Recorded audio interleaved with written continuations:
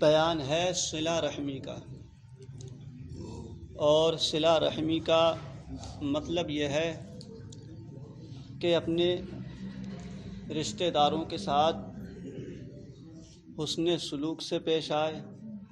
اگر ان کو مال کی ضرورت ہے اور یہ صاحب مال ہے تو مال سے مدد کرے، اور اگر اس کے جسم سے ضرورت ہے تو جسم کے ذریعے اس کی مدد کرے، غرض کہ جس چیز سے رشتہ دار کو مدد کی ضرورت ہو تو وہ اپنے رشتہ دار کی مدد کرے، تو اللہ تبارک و تعالیٰ ایسے بندے پر رحم فرماتا ہے۔ اور اگر انسان کے اندر صلہ رحمی کی عادت نہیں، وہ اپنے عزیز اقارب رشتہ داروں کے ساتھ صلہ رحمی نہیں کرتا، ان سے رشتہ ناتا توڑ کے رکھتا ہے، ان سے بات چیت نہیں کرتا، تو اللہ تبارک و تعالیٰ ایسے شخص کی وجہ سے پوری مجلس پر، جو مجلس نیک لوگوں کی ہو، اس کی وجہ سے رحمت کا نزول نہیں فرماتا۔ اور اس سے قبل کل ہی واقعہ گزرا کہ ایک انسان جو نماز، روزہ، حج، زکوٰۃ، علم، امانت، دیانت، تمام خوبیاں اس کے پاس تھیں، ٹھیک، لیکن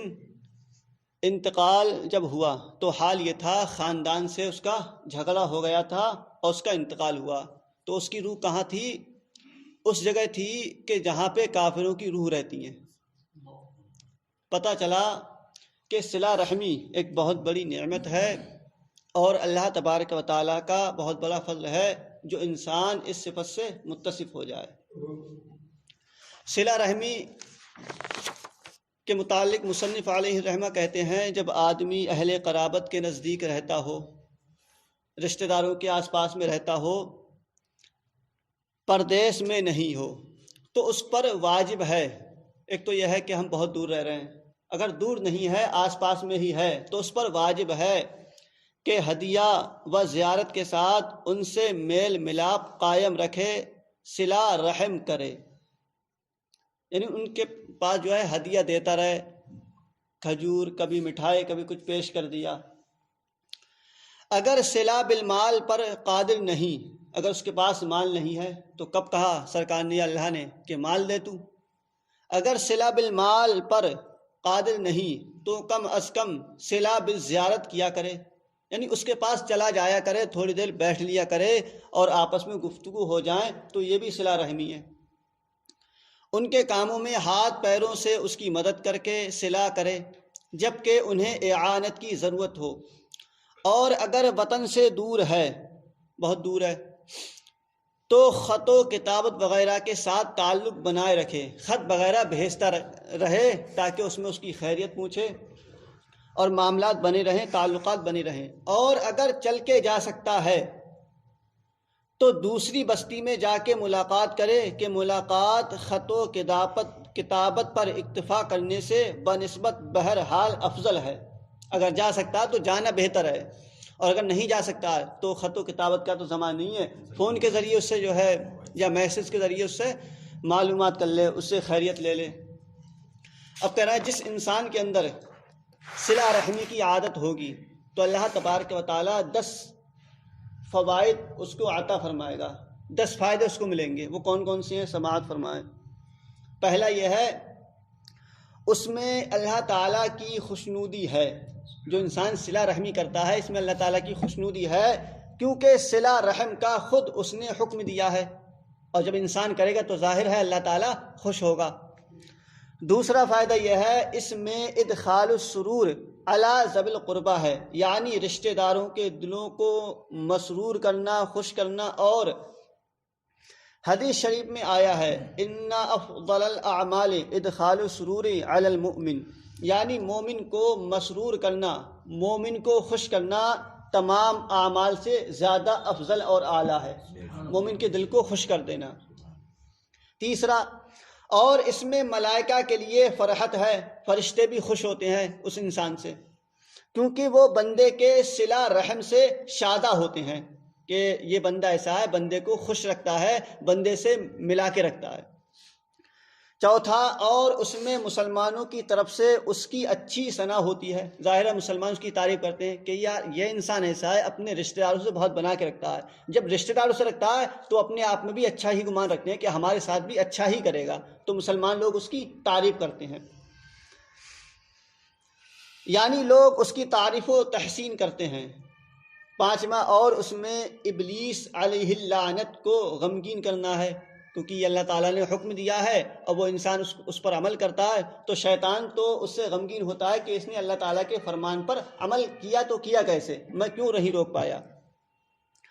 چھٹا فائدہ یہ ہوتا ہے، اور صلہ رحمی سے عمر بڑھ جاتی ہے، جیسا کہ آپ نے سنا کہ جس انسان کی زندگی کے 3 دن باقی بچے ہوں اور حال یہ ہے کہ وہ صلہ رحمی کرتا ہے، اپنے رشتہ داروں سے بنا کے رکھتا ہے، ان کی ضروریات کو پورا کرتا ہے، تو اللہ تبارک و تعالیٰ ان 3 دنوں کو جو ہے 30 سال میں تبدیل فرما دیتا ہے، سبحان اللہ۔ 7واں فائدہ یہ ہے، صلہ رحمی سے رزق میں برکت ہوتی ہے۔ اور 8واں، اور اس میں اپنے مرے ہوئے اقربا کا بھی سرور ہے۔ مان لیجئے اگر میری عادت صلہ رحمی کی ہے، اب میرے جداد، دادی دادا، نانی نانا، جو بھی میرے عزیز اقارب ہیں ان کا انتقال ہو گیا، تو وہ خوش ہوتے ہیں کہ ہمارا بیٹا کتنا اچھا ہے جو صلہ رحمی کرتا ہے، جس کا رب تبارک و تعالیٰ نے حکم دیا ہے، تو ان کی خوشی ہونا حقیقتاً اللہ تبارک و تعالیٰ کی بھی خوشنودی ہے، ٹھیک۔ اور 9واں فائدہ یہ ہے، صلہ رحمی سے محبت و مودت بڑھتی ہے، کیونکہ خوشی یا غمی کے مواقع پر اس کے اقربا جمع ہوتے اور اس کے کام میں اس کی اعانت کرتے ہیں،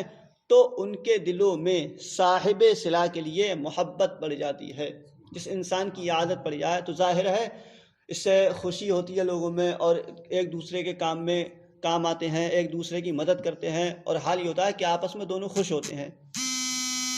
10واں فائدہ یہ ہوتا ہے، اگر صلہ رحم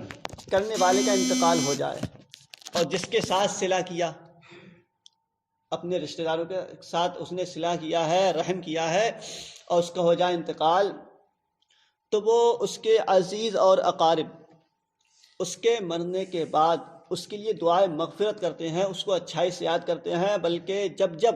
اس کے متعلق ان کو دھیان آتا ہے یا اس کا ذکر چھڑ جاتا ہے، ٹھیک ہے، تو وہ یہی دعا کرتے ہیں کہ پروردگار عالم اس کی بخشش فرما۔ اب پتہ نہیں کس کی دعا قبول ہو جائے، تو جب بھی ایسا موقع آتا ہے تو وہ لوگ اس کے لیے دعائے مغفرت کرتے ہیں، اور مومن کا کسی کے لیے دعا کرنا یہ بھی بہت بڑی بھلائی کی بات ہے۔ تو اللہ تبارک و تعالی ہم سبوں کو